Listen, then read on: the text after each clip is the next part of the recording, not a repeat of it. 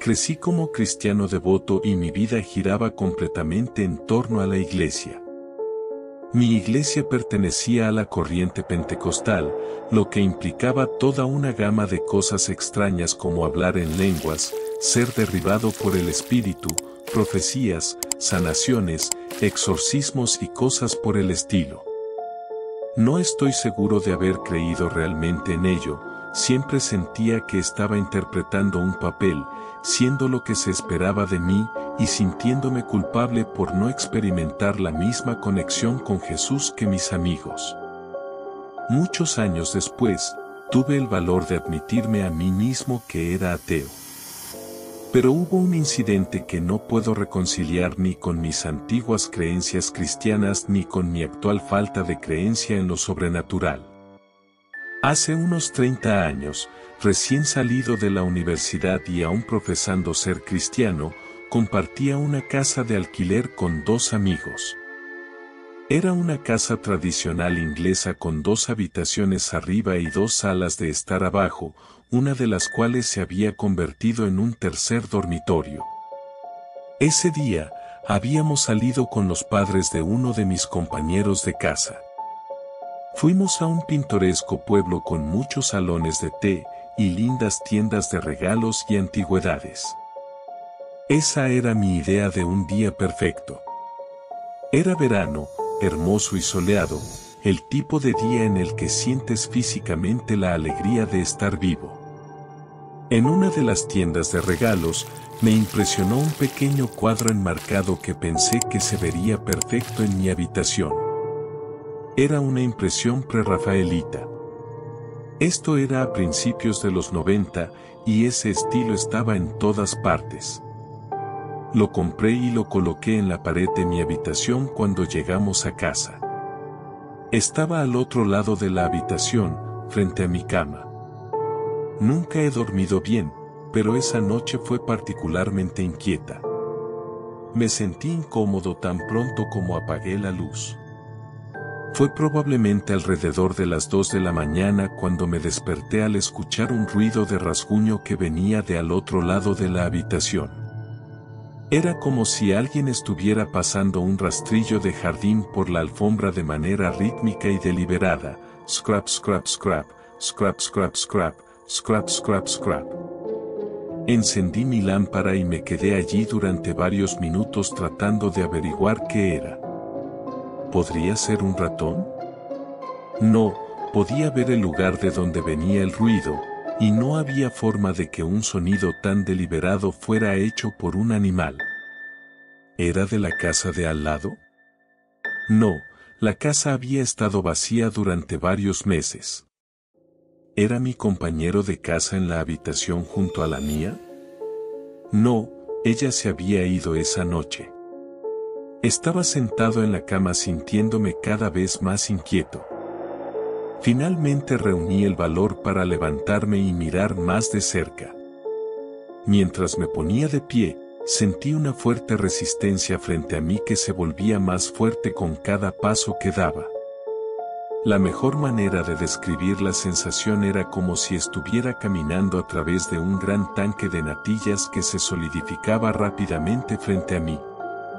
No tengo idea de cuánto tiempo me llevó llegar al otro lado de la habitación. Parecían varios minutos, pero probablemente fueron solo segundos. Llegué al lugar de donde provenía el ruido. Estaba mirando hacia abajo a mi alfombra.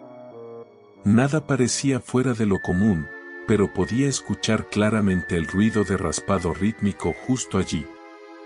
Me incliné justo sobre donde provenía el sonido. Scrap, scrap, scrap, scrap, scrap, scrap, scrap, scrap, scrap. En este punto, mi valentía me abandonó y corrí fuera de mi habitación hacia la habitación de mi compañera de casa justo debajo de la mía. Golpeé la puerta, desesperado por tener compañía humana y recuperar un sentido de cordura. Finalmente, hubo un débil ruido desde la habitación, así que entré. Mi compañera de casa se sentó de golpe, luciendo aterrorizada. No recuerdo sus palabras exactas, pero fue algo así: gracias a Dios que viniste. Estaba acostada en la cama sin poder moverme. Algo estaba sujetando mis brazos. Luego comenzó a levantarme y decía con una voz rasposa: ven arriba y mira lo que tengo para ti. Continuó diciendo que se dio cuenta de una oscuridad cada vez más densa que descendía por las escaleras y que sabía que esta entidad estaba tratando de jalarla hacia ella. Fue en ese momento que abrí su puerta y ella logró salir de eso. Nos quedamos en su habitación durante mucho tiempo. Probablemente 1 hora o 2, sin saber qué más hacer. Finalmente, reunimos el valor para subir a mi habitación. El ruido de rasguños se había detenido y la sensación densa había desaparecido. Sin embargo, nos dimos cuenta de algo. Ambos sentíamos una repulsión inmediata e inexplicable hacia la imagen que había comprado y colgado ese día. Estaba en la pared muy cerca del lugar donde había escuchado el ruido antes. Aproximadamente, el ruido provenía de unos 30 centímetros adelante de la pared. Corrí hacia la imagen, la arranqué de la pared, la saqué de su marco, la rompí en pedazos y luego corrí hacia abajo, fuera de la casa y la arrojé, junto con el marco, en el contenedor de basura exterior. Ninguno de los dos durmió el resto de la noche, así que nos quedamos en su habitación hablando. A la mañana siguiente no sentíamos la mala energía de la noche anterior. Sin embargo, al ser parte de la iglesia, le pedimos a uno de los ancianos de la iglesia que viniera a bendecir la casa. Vivimos allí otros 18 meses y nunca volví a experimentar algo así desde entonces. Mirando hacia atrás, puedo pensar en explicaciones para ciertos aspectos de lo que sucedió. Por ejemplo, mi compañera de casa estaba claramente experimentando parálisis del sueño. Pero eso no explica por qué, sin haberlo tenido antes, lo tuvo exactamente en el momento en que yo estaba luchando por caminar por mi habitación arriba, ni el hecho de que la estaban incitando a subir exactamente donde estaba sucediendo. Podría atribuir el ruido de raspado a un ratón en el entramado del suelo, pero sé lo que escuché mientras estaba parado directamente sobre el sonido. Estaba justo allí, debajo de mí, en la alfombra. No en la moldura, no bajo las tablas del suelo. Y el ritmo deliberado de eso. Scrap, scrap, scrap, scrap, scrap, scrap.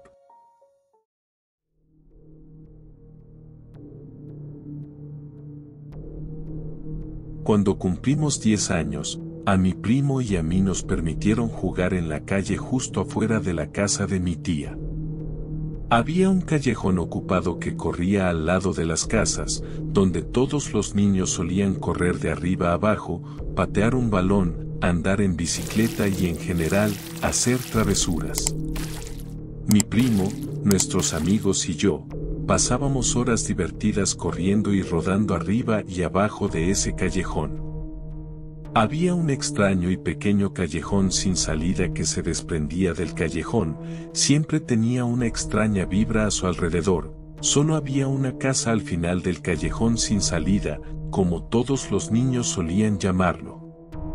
La casa era diferente a todas las demás eran brillantes, coloridas y alegres, llenas de vida, con vecinos hablando por encima de las cercas entre ellos, siempre listos para reprendernos por hacer demasiado ruido. La casa en el callejón sin salida siempre estaba oscura, incluso en un caluroso día de verano siempre parecía tener una penumbra sobre ella como una nube oscura y ominosa.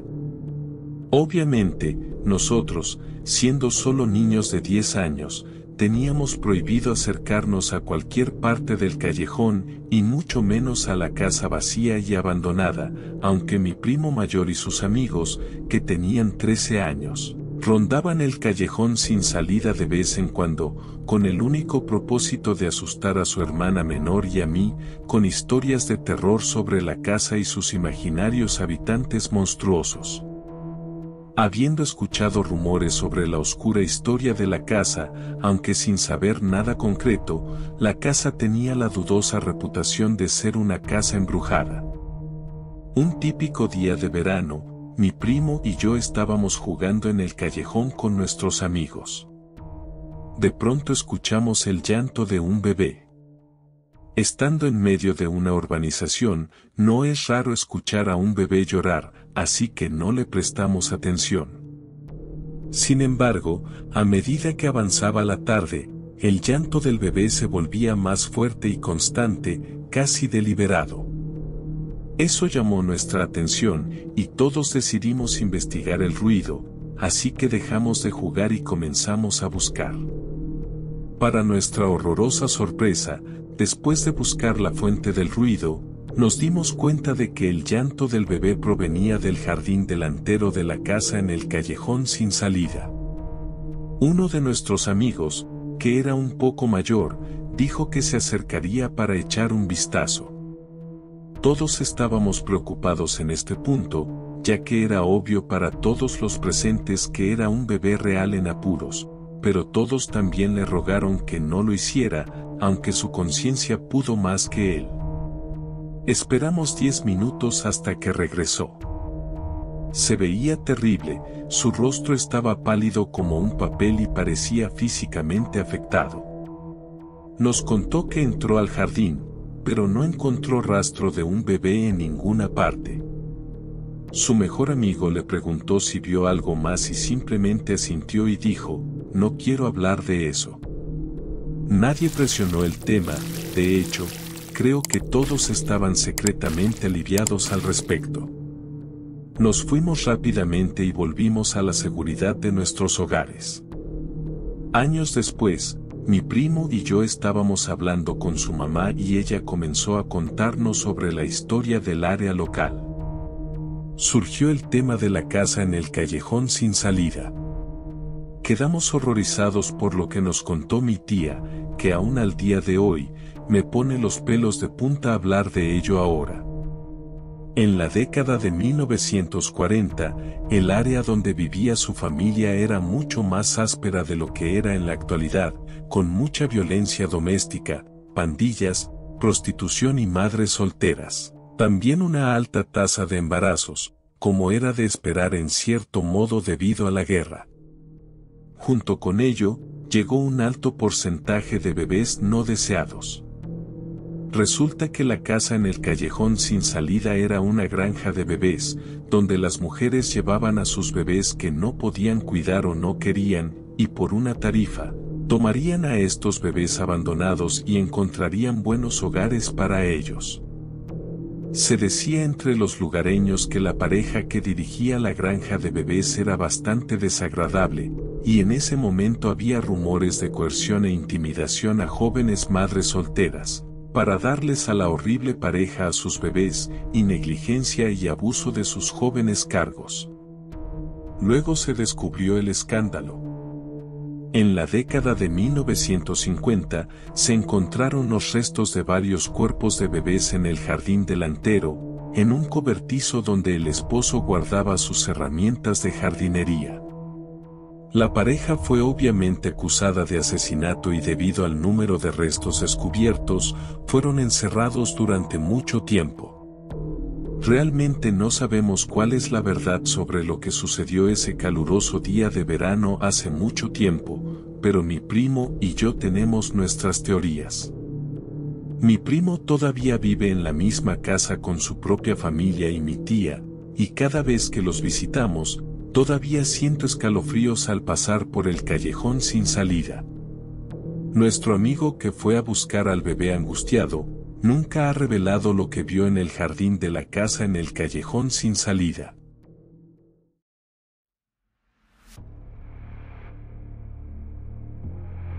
Teníamos alrededor de 8 o 9 años el día que mamá llevó a mi hermano y a mí de paseo. Era un día caluroso y brillante en medio de las vacaciones de verano. Habíamos estado recolectando materiales naturales para hacer un collage, para cuando llegáramos a casa, y la mochila de mamá estaba llena de plumas sueltas, hierbas silvestres, hojas y ramitas. Estábamos de camino a casa, donde la abuela estaba preparando una tarta de queso y ensalada para la cena. Como todos estábamos muy acalorados y un poco cansados, mamá decidió que debíamos cruzar el río, en lugar de volver por las colinas por donde habíamos venido. La idea de empujar mi pequeña silla de ruedas por el fondo fangoso y enredado de algas del río nunca pareció afectar a mi madre. Era una mujer sana y en forma de 26 años y conocía el área como la palma de su mano.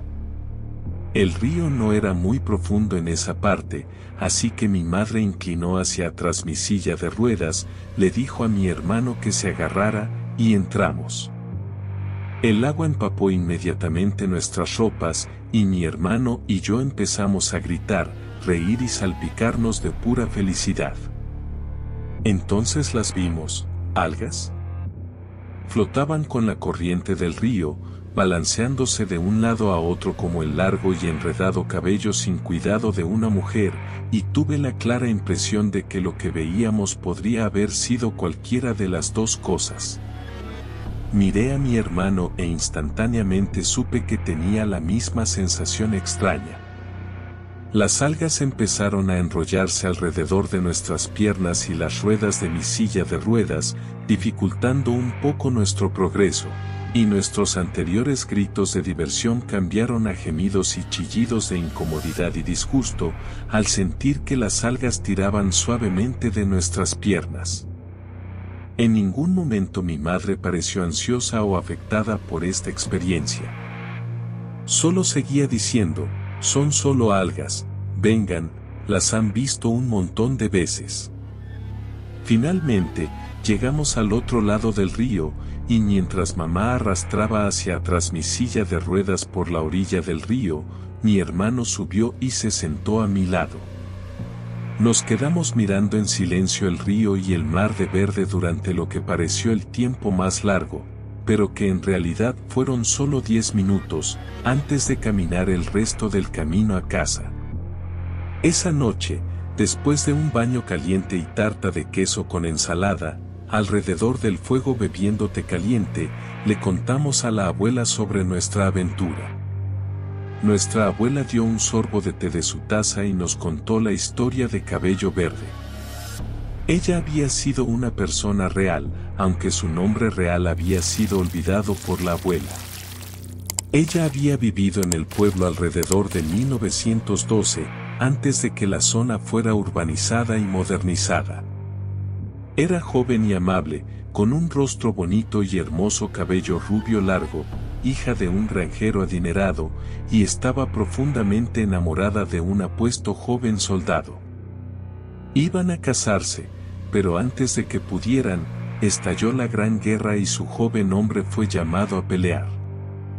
Murió por una granada en la línea del frente, y cuando ella se enteró de que estaba viuda antes de siquiera convertirse en esposa, perdió la voluntad de vivir, e impulsada por la locura llena de dolor, fue al mismo río por el que cruzamos y se lanzó.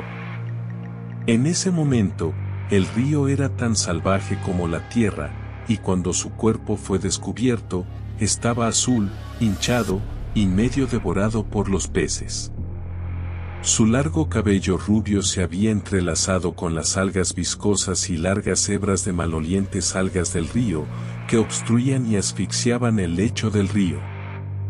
De hecho, el patólogo que realizó la autopsia, dijo que el cuerpo podría haberse encontrado antes, si no fuera por las algas verdes oscuras, que parecían haberse enrollado alrededor de sus extremidades y torso, anclando su cadáver al lecho del río durante días.